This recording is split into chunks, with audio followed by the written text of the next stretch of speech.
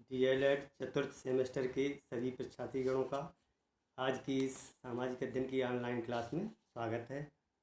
बच्चों, हम लोगों ने जब क्लासरूम टीचिंग हो रही थी उस समय हम लोगों ने जो भूगोल का पार्ट है सामाजिक अध्ययन में, उसमें जो सबसे पहला चैप्टर था जलवायु और मौसम तथा इनमें दोनों में अंतर और जलवायु को प्रभावित करने वाले तत्व एवं भारत की जलवायु के बारे में अध्ययन किया था।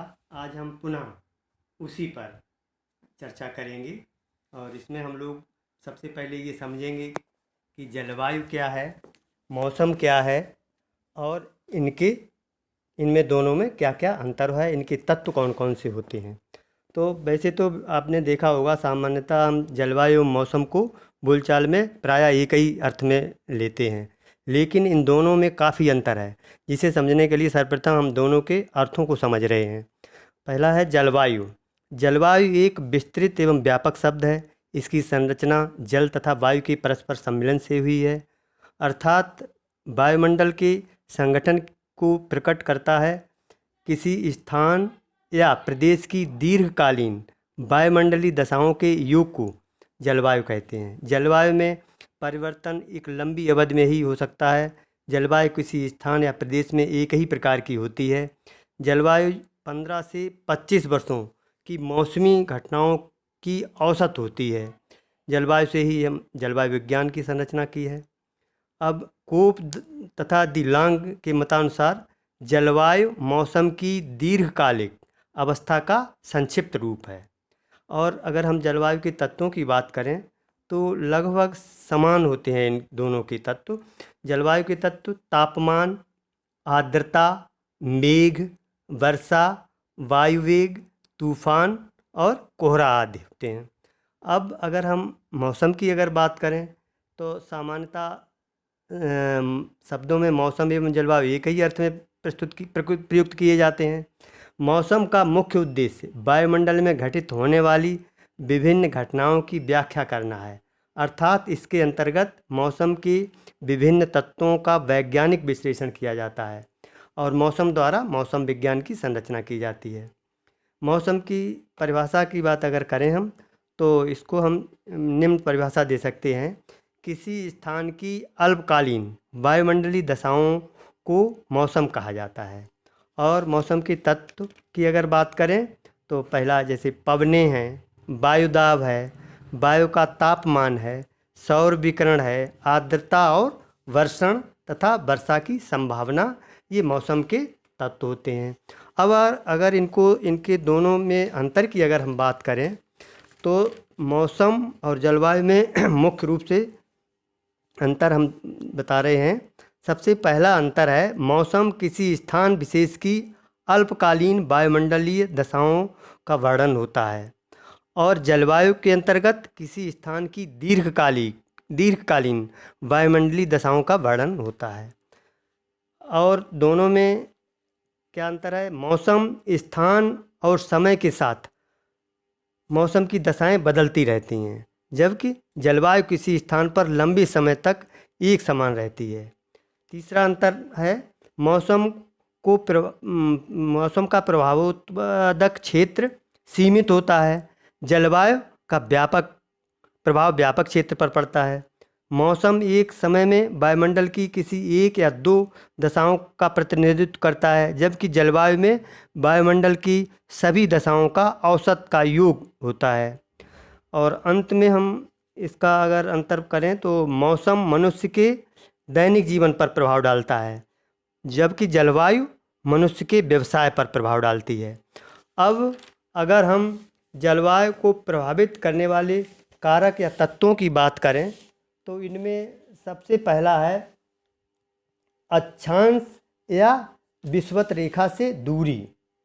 आपने देखा होगा जो स्थान भूमध्य रेखा के जितना निकट होता है वहाँ पर गर्मी अधिक पड़ती है और जो स्थान भूमध्य रेखा से दूर होते हैं वहाँ सर्दी अधिक पड़ती है। किसी स्थान की जलवायु को अक्षांशीय स्थिति बहुत प्रभावित करती है। जो स्थान भूमध्य रेखा के जितना निकट होगा वहाँ उतनी ही अधिक गर्मी होगी। जितना अधिक सूर्य की किरणों का आपतन कोण बनेगा उतना ही अधिक उस स्थान का तापमान होगा। उष्णकटिबंध क्षेत्रों में आपतन कोण अधिक होने के कारण वहाँ अधिक तापमान होगा। अब इसके अलावा दूसरा तत्व है प्रभावित करने वाला जलवायु को, स्थल एवं जल की विषमता। धरातल पर स्थल एवं जल का वितरण भी जलवायु को प्रभावित करता है। स्थलखंड चालन द्वारा गर्म होते हैं जबकि जलखंड संवहन द्वारा। जल के तापमान में स्थल की अपेक्षा 2.5 गुना अधिक ऊर्जा की आवश्यकता पड़ती है। अतः स्थलखंड जलखंडों की अपेक्षा जल्दी गर्म तथा जल्दी ठंडे हो जाते हैं। अतः समुद्र के पास वाले क्षेत्रों की जलवायु सम व दूर वाले क्षेत्रों की विषम होती है। मुंबई की जलवायु सम परंतु नागपुर की विषम है क्योंकि वो समुद्र तट से दूर है थोड़ा। अब तीसरा जो कारण है या तत्व है वो है महासागरीय धाराएं। महासागरीय धाराएं गर्म जल धाराएं उच्च अक्षांशों में पहुंचकर उन स्थानों के तापमान को गिरने नहीं देती तथा वर्षा में भी सहायक होती हैं। ठंडी धाराएं ताप को नीचे कर देती हैं तथा बाष्पीकरण भी नहीं होने देती हैं। नॉर्वे और लैब्राडोर एक ही अक्षांश में स्थित होने पर भी खाड़ी की गर्म धारा के कारण सर्दियों में भी नॉर्वे का समुद्र जमने नहीं पाता तथा वर्षा 12 महीने होती है।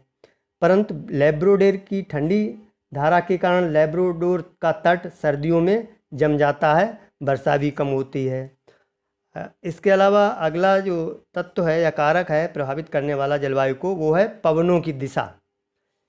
समुद्र से आने वाली पवनें वर्षा लाती हैं तथा स्थलीय पवनें शुष्क होती हैं। समुद्री पवनों के कारण अगस्त में नागपुर में वर्षा होती है परंतु जनवरी में स्थलीय पवनों के कारण वर्षा नहीं होती है।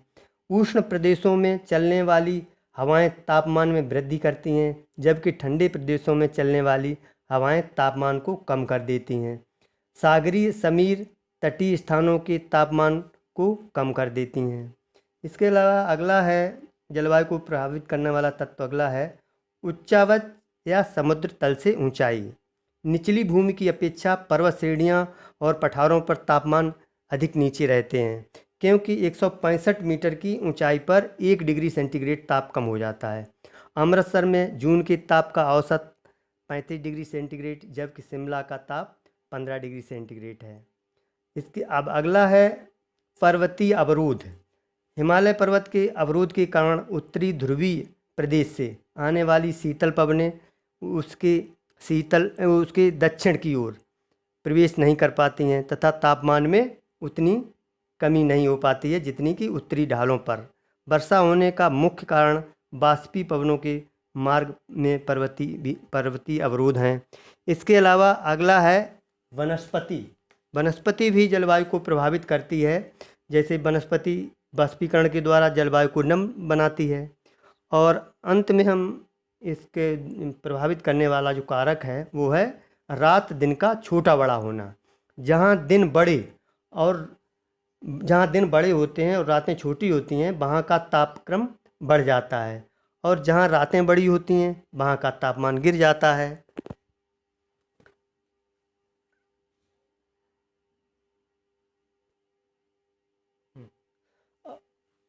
अब हम जलवायु के जो जनजीवन पर जो प्रभाव पड़ता है उसके बारे में चर्चा करेंगे। जलवायु का भी मानव जीवन पर बहुत बड़ा प्रभाव पड़ता है। इसमें मुख्य रूप से नंबर 1 जलवायु और वस्त्र। जलवायु के अनुसार ही मानव अपने वस्त्रों का चयन करता है। शीत ऋतुओं में ठंड से बचने के लिए ऊनी वस्त्रों का उपयोग किया जाता है जबकि ग्रीष्म ऋतु में सूती वस्त्र अच्छे लगते हैं क्योंकि वे पसीना सोख लेते हैं। इनसे वायु आर पार हो जाती है तथा शरीर को ठंडक मिलती है। ये जलवायु और वस्त्र कारक हो गया। दूसरा जलवायु का मानव जीवन पर प्रभाव है जलवायु तथा और आवास। जलवायु के अनुसार ही मानव अपने आवास बनाता है। छतों वाले आवास बनाए जाते हैं जिससे वर्षा का जल शीघ्रता से बह जाए।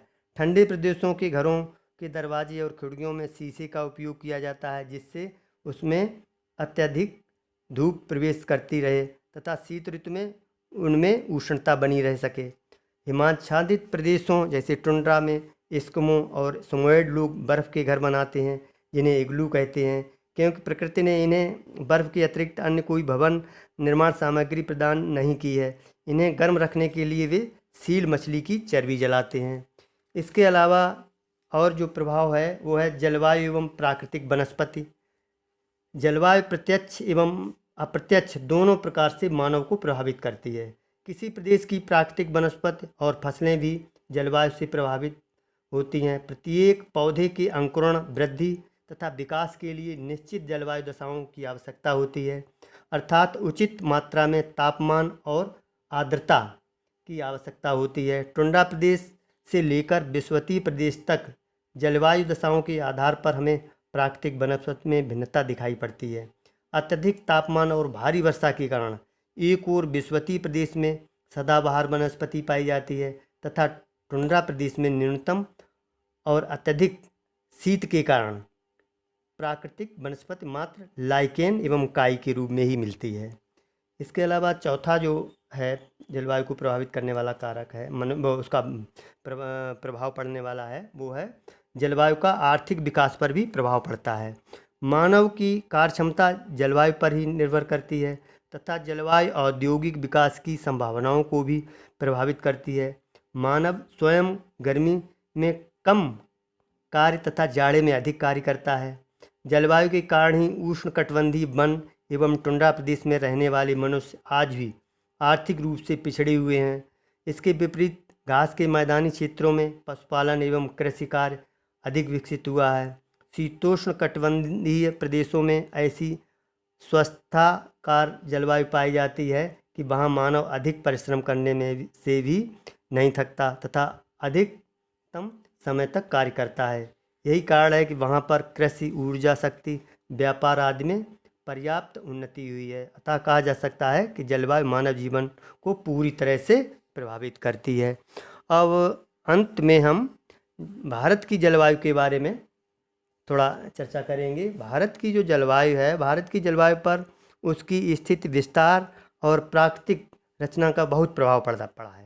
इसलिए यहाँ पर विभिन्न प्रकार की जलवायु दशाएं पाई जाती हैं।